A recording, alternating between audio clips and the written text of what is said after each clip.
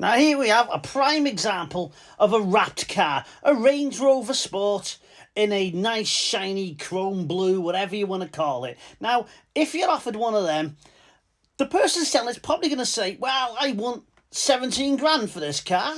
And you'll be like, why? And they go, well, because it's got, SVR bumper on it and it's got a wrap.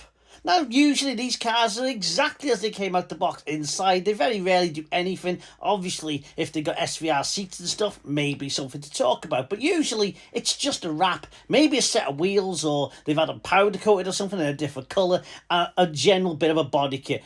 A bit of a side skirt, some bits of flaring on the back, and epoxy front bumper. Now, is it worth more money for that? Now, some will argue yes, and some will argue no. Well, I argue no. Because, number one, why did it have a new bumper in the first place? Has it been in an accident? You can do a HPI check all you like, but at the end of the day, if they crashed it into something and fixed it themselves without claiming off an insurance, it's not going to show up. So you have to question, why did they change the bumper? Now, yes, I've changed generally decent bumpers for better looking bumpers in the past. It's not impossible, but it raises question, why? And underneath a wrap, you can't tell what's going on, because I'll tell you now, paint is bloody expensive, and it's quite often cheaper to get a car wrapped than it is to paint maybe a front end. So that could have had a front end smash. That could be a new bonnet, new set of wings, and a new bumper.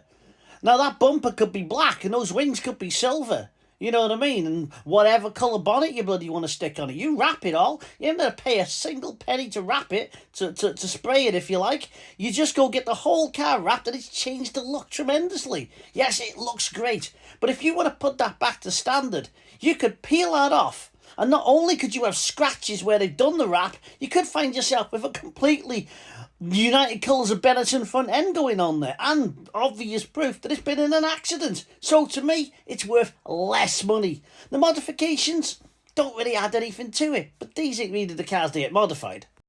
Now, before I really address this car here, the cars that usually get modified are your typical Japanese cars and stuff like that, and BMWs and even Golfs and stuff like that.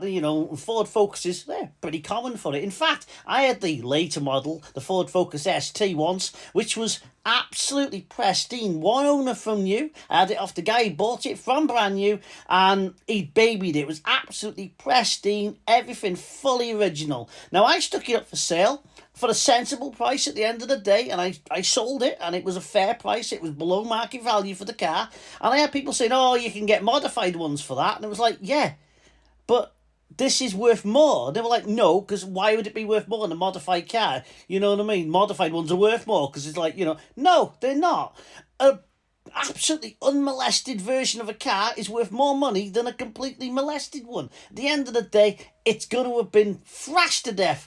Now, don't tell me you have a 500 brake horsepower car and you don't put your foot down in it. Of course you do. And quite a lot of these little cars have been ragged within an inch of their life. I'd rather a pristine, low mileage example with not a single thing done to it. You know what? If you want to get one and you want to do it up yourself, buy yourself one that hasn't been fettled with and get it all done yourself. Then you know it's a bloody good example and you can do what you like with it from there. How you drive it is then up to you, but less chance of it blowing up, I'll tell you that for nothing. Now this car here, this is the old original Ford Focus. It's an ST170.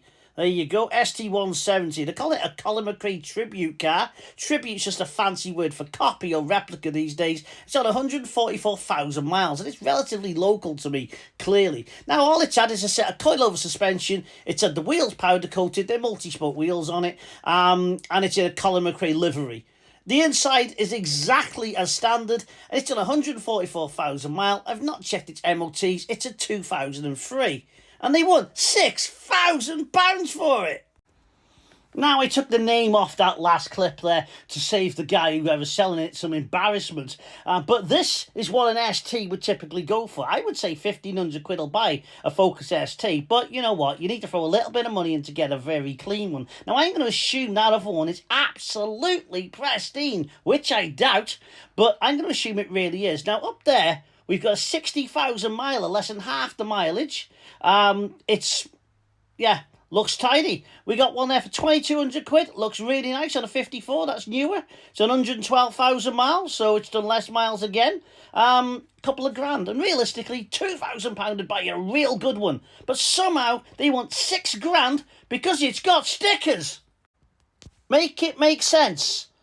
Make it make sense. That's all I got to say. A few stickers and they think it's worth £4,000 more.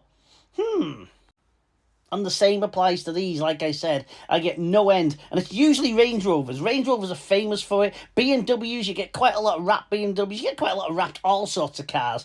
But I always wonder what's under the wrap. I was looking at an Audi R8 about a year ago to buy. And that had been wrapped in the same colour as this. And I thought it looked bloody cool. But I just couldn't outthink there's something fishy about this, and it was the wrap that made me wonder it. And they don't last that long. You've got to get them re-wrapped after a few years. And that can be expensive. And like I said, if you want to put it back to paint, because you can't beat paint, you don't know how it's been put on there. Because if someone's done it on the cheap, it could have Stanley blade marks all over it. It could need a complete respray, and that's going to cost you thousands. Nope. It's worth less as far as I'm concerned. That car to me up there, if I was to buy this car, I don't know what year it is, obviously. I'm going to assume it's not an S3R. I would probably pay somewhere in the region of about